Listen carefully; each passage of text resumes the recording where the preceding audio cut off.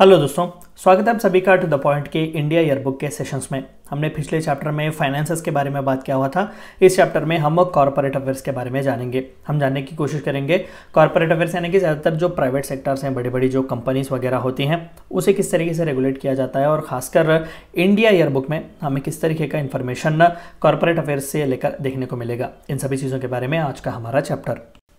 Ministry of corporate affairs, याद रखिएगा कि हर चीज़ के लिए एक एक मिनिस्ट्री सेपरेटली है। हर चैप्टर में मैंने आपको बताया, फॉरेस्ट एनवायरनमेंट के लिए सेपरेट मिनिस्ट्री है, फाइनेंस के लिए सेपरेट मिनिस्ट्री है, डिफेंस के लिए है, एजुकेशन के लिए MHRD। तो इस तरीके से कॉर्पोरेट अफेयर्स से डील करने के लिए भी मिनिस्ट्री ऑफ कॉर्पोरेट अफेयर्स है। फिलहाल के लिए निर्मला सीतारमण जी ही इसे हेड कर रही हैं। It is primarily concerned with administration of companies act 2013, companies act 1956, partnership act 1931 etcetera. यानी कि corporate, private agreement, private sector, जहाँ कहीं पर भी हो प्राइवेट अग्रीमेंट्स, प्राइवेट कॉन्ट्रैक्ट्स, तो ये सभी चीज़ों से जो है मिनिस्ट्री ऑफ कॉर्पोरेट अफेयर्स से डील करता है। रूल्स रेगुलेशंस क्या है, कंपनीज एक्ट, पार्टनरशिप एक्ट, हमें और भी मर्केंटाइल एक्ट्स वगैरह देखने को मिलता है। इन सभी का जो है nodal office ministry of corporate affairs है। Besides, it exercises supervision over the three professional bodies, that is Institute of Chartered Accountants of India, Institute of Companies Secretaries of India, Institute of Cost Accountants of India। तो ये तीनों premiere bodies हैं जो खासकर company secretary, cost accounting और auditing से deal करते हैं। तो इन सभी पर भी जो है मिनिस्ट्री ऑफ कॉर्पोरेट अफेयर्स से सुपरविजन एक्सरसाइज करता है। The ministry has a 3-tier organisation structure with headquarters at New Delhi, 7 officers of regional directors, 15 registrar of companies, 14 official liquidators and 9 registrar of companies come official liquidators in states and union territories।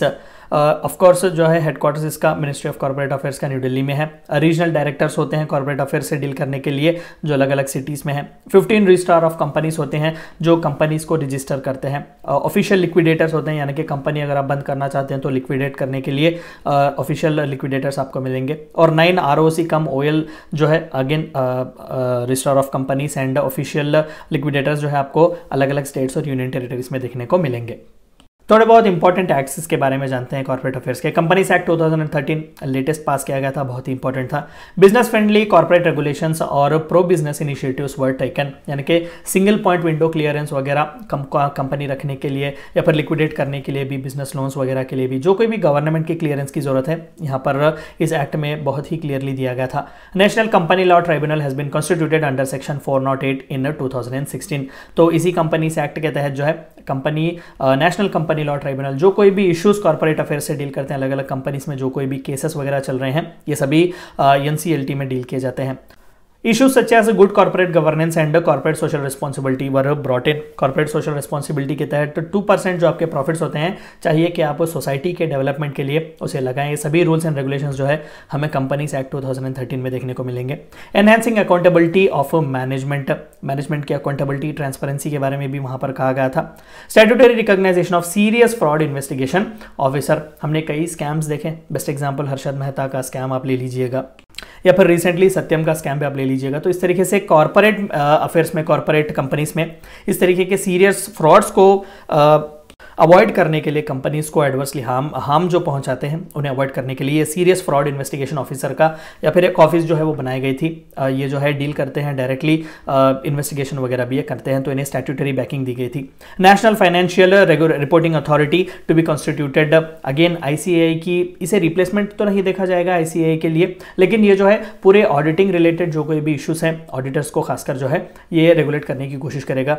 हर हाल में जो है financial reporting जो है चाहिए कि हर company को दे, तो इन सभी चीज़ों के बारे में नेशनल फाइनेंशियल रिपोर्टिंग अथॉरिटी जो है वो काम करेगा। Strengthen role of investors education and protection fund, तो इन्वेस्टर्स के लिए उन्हें अवेयरनेस बढ़ाने के लिए, उनके प्रोटेक्शन के लिए जो है अलग अलग तरीके के फंड्स भी जो है वो बनाए गए हैं। ये सभी जो है कंपनीज एक्ट 2013 में दिए गए हैं।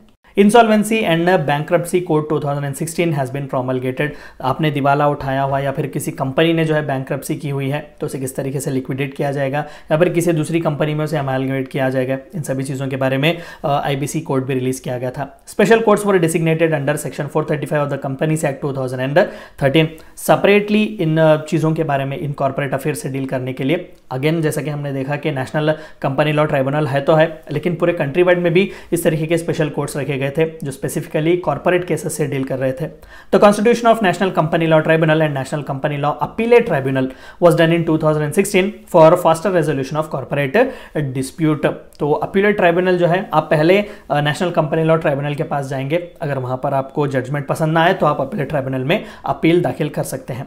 Total number of active companies registered in the country by March 2017 under Companies Act 2013, Companies Act 1956 and previous companies laws were somewhere around 11,69,303। तो इतने जो है एक्टिव कंपनीज हमें इंडिया के थ्रू आउट इंडिया को देखने को मिलेंगे।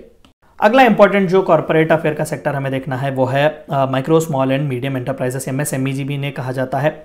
इन India about 95% of industrial units are micro small and medium enterprises. तो हैवी इंडस्ट्रीज बहुत ही कम है when compared with MSME।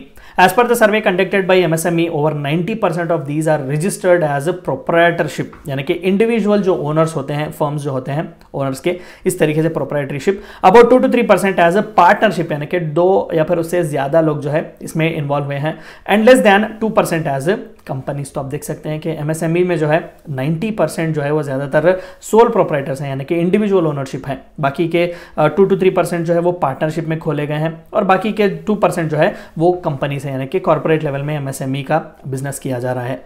The corporate firm does not appear to be widely prevalent among MSME। जाहिर सी बात है कि इनका प्रोडक्शन बहुत ही छोटा होता है, रीच भी इनकी छोटी होती है। MSME सेक्टर का बेस्ट एग्जांपल अगर मैं कह सकूं तो बीड़ी मेकिंग है, या फिर प्लास्टिक बैग्स वगैरह बनवाना, छोटे छोटे जो प्रोडक्ट्स हाउस होल्ड्स के प्रोडक्ट्स जो बनाते हैं, डिटर्जेंट सोप्स वगैरह, इस तरीके से छोटे जो सेक्टर्स में होते हैं इनकी रीच बहुत ही छोटी होती है। तो जाहिर सी बात है कि ज़्यादातर इनमें जो है कॉर्पोरेट फॉर्म प्रिवेलेंट नहीं होता।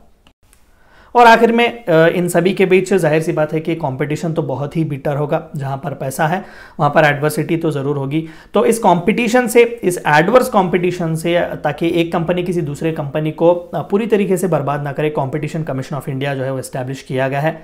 The competition commission of India was established in 2003 under competition act 2002। दरअसल कंपटीशन कमीशन ऑफ इंडिया जो है वो एक स्टैट्यूटरी बॉडी है with objective of eliminating practices having an adverse effect on competition. मान लेते हैं कि एक बहुत बड़ी कंपनी है और बहुत से छोटे छोटे कंपनीज हैं जो एक ही प्रोडक्ट में डील कर रहे हैं, तो जाहिर सी बात है कि बड़ी कंपनी अफोर्ड कर सकती है कि अपने थोड़े बहुत प्राइजेस को गिरा दें ताकि इन सभी छोटे छोटे प्रोड्यूसर्स को जो है वो एडवर्सली इफेक्ट करे। तो इस तरीके से कंपटीशन को जो है एडवर्स तरीके से एक दूसरे को वो हार्म ना करें, क्योंकि अगेन अल्टीमेटली कंज्यूमर का ही लॉस है, क्योंकि एक बार इन सभी कंपनीज को खत्म करेंगे अगेन ये प्राइजेस हद से ज्यादा बढ़ा देगा। तो इस तरीके से एडवर्स कॉम्पिटिशन को जो है वो मिटाने के लिए या फिर कम करने के लिए कंपटीशन कमीशन ऑफ इंडिया जो है एक स्टैट्यूटरी बॉडी वो काम करता है, एक सिविल कोर्ट का जो है दर्जा रखता है कंपटीशन कमीशन ऑफ इंडिया।